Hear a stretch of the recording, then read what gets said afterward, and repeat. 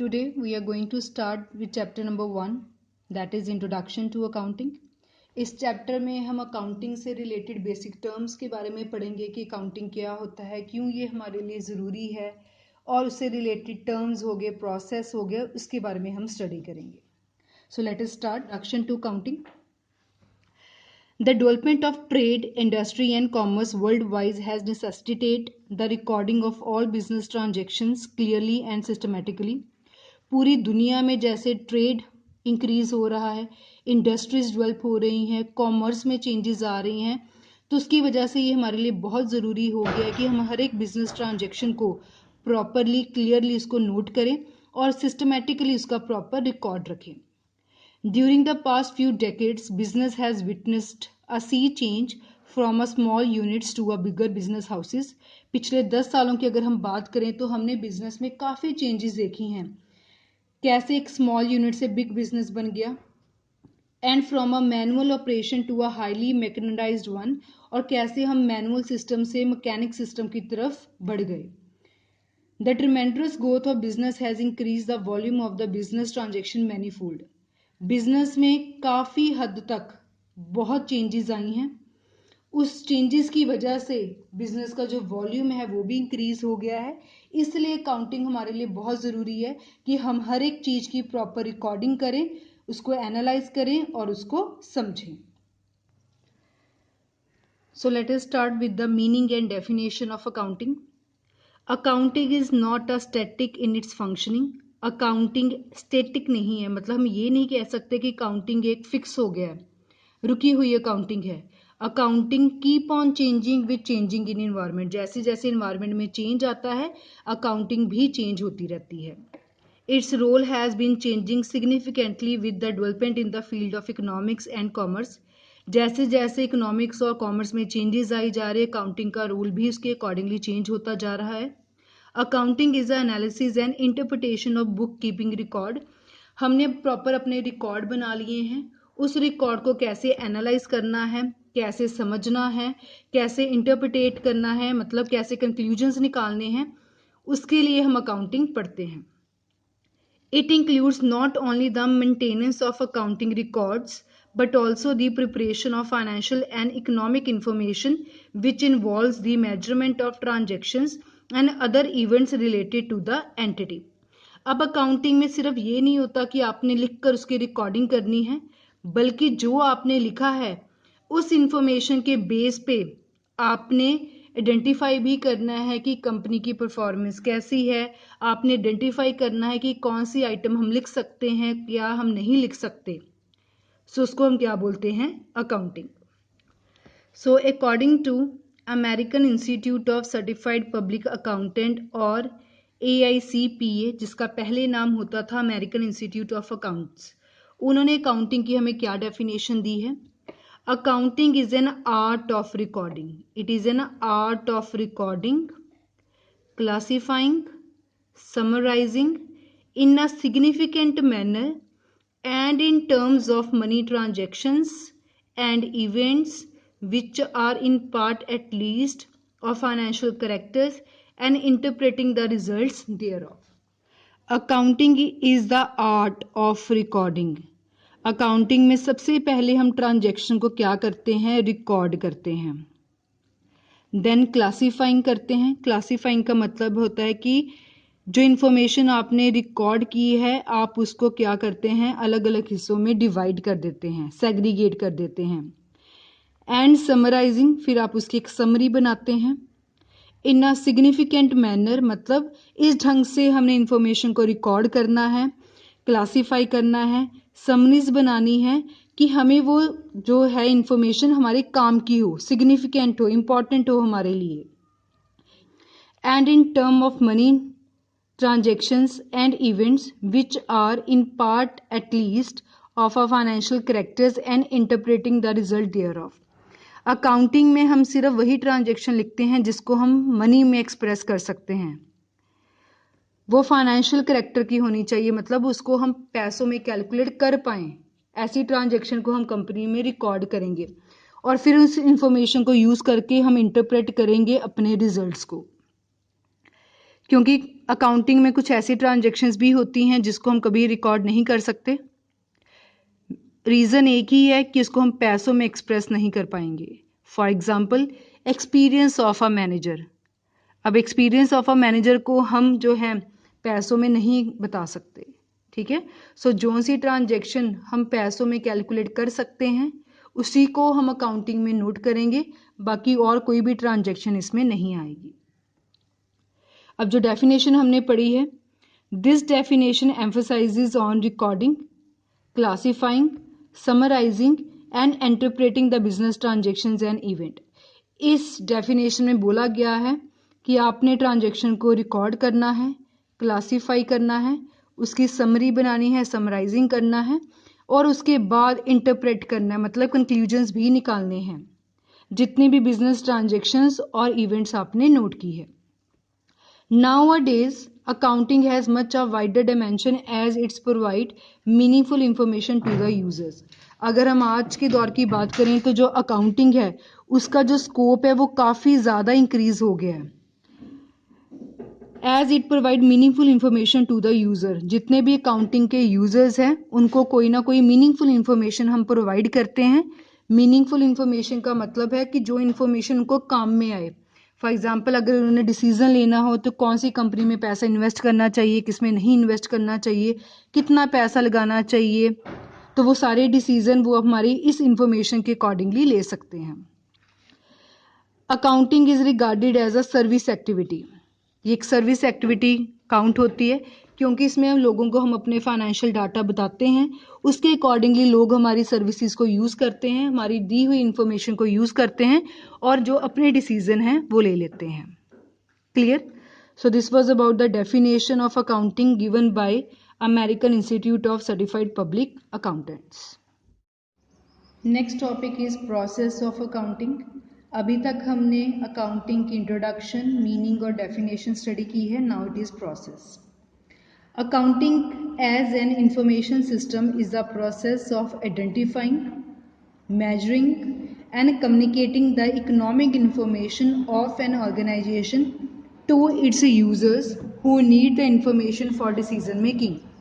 Accounting एक process है जिसमें हम ट्रांजेक्शन्स को आइडेंटिफाई करते हैं, फिर इसको मेजर करते हैं, देन जितनी भी इंफॉर्मेशन आपने मेजर की है उसको हम कम्युनिकेट करते हैं, सारी economic information to its users, अपने यूजर्स को, who need the information for decision making, जिनको इंफॉर्मेशन चाहिए सो दैट कि वो सही सही डिसीजन ले सके। The process of accounting contains the following steps. Accounting के प्रोसेस में टोटल 8 स्टेप्स हैं। Number 1, identify the business transactions and event. सबसे पहले आपको आइडेंटिफाई करना पड़ेगा कि कौन सी ट्रांजैक्शन हम अकाउंटिंग में लिख सकते हैं, कौन सी ट्रांजैक्शंस हम अकाउंटिंग में नहीं लिख सकते।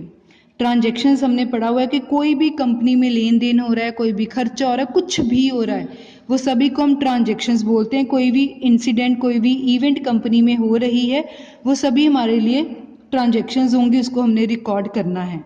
ठीक है, सो सबसे पहले आइडेंटिफाई कर लें क्या लिखना चाहिए, क्या लिख सकते हैं, क्या नहीं लिख सकते। Then second step is measuring the identified transactions and event. अब हमने उसको मेजर करना है, मतलब हमने उसको मनी में कैलकुलेट करना है, क्योंकि जिस ट्रांजैक्शन को हम मनी में नहीं बता सकते वो अकाउंटिंग का हिस्सा नहीं बनती। जिनको हम मनी में एक्सप्रेस कर सकते हैं, जिनकी कॉमन वैल्यू होगी, वही ट्रांजैक्शन सिर्फ जो है हम उसको लिख सकते हैं। अगर हम इंडिया में हैं और इंडिया में ही हमारी कंपनी ऑपरेट कर रही है तो सभी ट्रांजैक्शंस हैं वो इंडियन रुपी में होना चाहिए। ठीक है ना, जो कॉमन यूनिट है it will be same. Then it is recording the business transactions. अब आपने देख लिया कि कौन सी ट्रांजैक्शन लिखनी चाहिए कि नहीं, फिर आपने मनी में भी उसको कैलकुलेट कर लिया, अब उसको हम लिख लेंगे, रिकॉर्ड कर लेंगे। रिकॉर्ड कर लिया, देन इसको हम क्लासीफाई करेंगे, डिवाइड करेंगे। फॉर एग्जाम्पल बहुत सिंपल समझते हैं, जैसे हर किसी बच्चे के पास एक रफ नोटबुक होती है, ठीक है, रफ नोटबुक। रफ नोटबुक का क्या काम है? ये एक ऐसी नोटबुक है जिसमें आप सभी सब्जेक्ट के जो काम हैं इकट्ठे करते हैं। जैसे आपका फर्स्ट लेक्चर लगा अकाउंट्स का, आपने रफ कॉपी में लिख लिया उसका काम। देन आपका सेकंड लेक्चर लगा बिजनेस का, आपने उसका भी लिख लिया। देन थर्ड लगा इकोनॉमिक्स का, आपने उसका भी लिख लिया। देन इंग्लिश, सो ऑन, जितने भी आपके लेक्चर्स लग रहे हैं आप उसका काम जो है अपनी रफ नोटबुक में लिखते जा रहे हैं। ठीक है। अब रफ नोटबुक एक ऐसी नोटबुक है जिसमें सभी सब्जेक्ट्स का जो काम है वो इकट्ठे हो गया। ठीक है। मान लीजिए कि पूरे साल आपने सिर्फ रफ नोटबुक ही बनाई और आपका बिजनेस का एग्ज़ाम आ गया, तो रफ नोटबुक से बिजनेस स्टडीज़ का एग्ज़ाम देना इजी होगा कि मुश्किल होगा? बट ऑब्वियस है मुश्किल होगा, क्योंकि वो ऐसी नोटबुक है जिसमें सारे काम इकट्ठे हैं। आपको पेज बहुत शफल करने पड़ेंगे, आपको ढूंढना पड़ेगा अकाउंट बिजनेस का काम कहाँ है, ऐसे कोई पेज छूट भी सकता है, कोई टॉपिक रह भी जाएगा, ठीक है ना, और टाइम भी ज़्यादा लगेगा। क्लियर? सो जो आपने ये रफ नोटबुक बनाई है इसको हम अकाउंटिंग में बोलते हैं जर्नल। ठीक है। सो जर्नल हमारी सबसे पहली बुक होती है जिसमें हम हर एक ट्रांजैक्शन को रिकॉर्ड करते हैं। कोई फ़र्क नहीं पड़ता कि वो ट्रांजैक्शन कैसी है, मतलब वो कैश वाली है, क्रेडिट वाली है, उधार वाली है ना, कैसी ट्रांजैक्शन है कोई फ़र्क नहीं पड़ता, आपने सिर्फ ट्रांजैक्शन को लिखा। ठीक है। सो सभी ट्रांजैक्शंस को आपने इकट्ठा लिख लिया विदाउट एनी डिफ्रेंशिएट, तो उसको हम क्या बोलते हैं? Journal. That is called recording. So recording the business transactions का मतलब है सभी ट्रांजेक्शन्स को आप रिकॉर्ड कर रहे हैं, मतलब आप क्या बनाते हैं? जर्नल। क्लियर है? अब आपने स्कूल में रफ नोटबुक बनाई, आपने अकाउंट्स का काम, बिजनेस का काम, इकोनॉमिक्स का काम, इंग्लिश का काम सभी इसी नोटबुक में किया। फिर जब आप घर जाते हैं आपने एक अकाउंट्स की नोटबुक सेपरेट बनाई है, आपने एक बिजनेस की नोटबुक सेपरेट बनाई है, आपने एक इकोनॉमिक्स की नोटबुक सेपरेट बनाई है। इस रफ नोटबुक में से आप सिर्फ अकाउंट्स का काम उठाकर अकाउंट्स वाली कॉपी में लिख लेते हैं। बिजनेस का सारा काम बिजनेस वाली कॉपी में हो गया, इकोनॉमिक का सारा काम इकोनॉमिक वाली नोटबुक पे हो गया। ठीक है। अब जब फाइनल एग्जाम आएंगे, अगर आपका अकाउंट्स का एग्जाम आता है तो आपको ये दो नोटबुक खोलने की जरूरत नहीं है, आपने सिर्फ अकाउंट्स की नोटबुक खोलनी है, क्योंकि सारा अकाउंट्स का काम इसी नोटबुक में है। जो काम पहले इकट्ठा था उसको आपने क्या कर दिया? डिवाइड कर दिया। इस स्टेप को हम क्या बोलते हैं? क्लासिफाइंग। ठीक है। सो जर्नल में सारा काम इकट्ठा था, जैसे हमने रफ नोटबुक की एग्जांपल ली, फिर आपने उसको डिवाइड कर दिया, अकाउंट्स की नोटबुक सेपरेट बना दी, बिजनेस की सेपरेट बना दी, इकोनॉमिक की सेपरेट बना दी।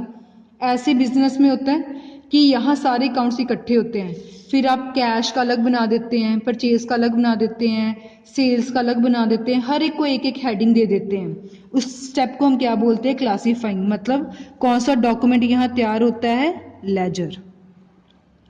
क्लियर है? Then it is summarising the business transaction. अब मान लीजिए कि कोई बहुत बड़ी कंपनी है, पूरे साल के दौरान कंपनी ने बहुत कुछ करती है, कंपनी बहुत ट्रांजैक्शंस हो जाती हैं। जब लोगों को हमने कंपनी की परफॉर्मेंस के बारे में बताना है तो हमें उनको सारी ट्रांजैक्शंस दिखाने की ज़रूरत नहीं है, उनको बस ये चाहिए कि कंपनी ने प्रॉफिट कमाया कि लॉस हुआ, एक समरी चाहिए। ठीक है। सो उसको बोलते हैं समराइजिंग। कि जैसे आप कोई भी लिटरेचर की बुक पढ़ते हैं तो आपका जो चैप्टर होता है वो 7 to 8 पेजेस का हो सकता है, बट जो समरी होती है वो एक पेज में ख़त्म हो जाती है।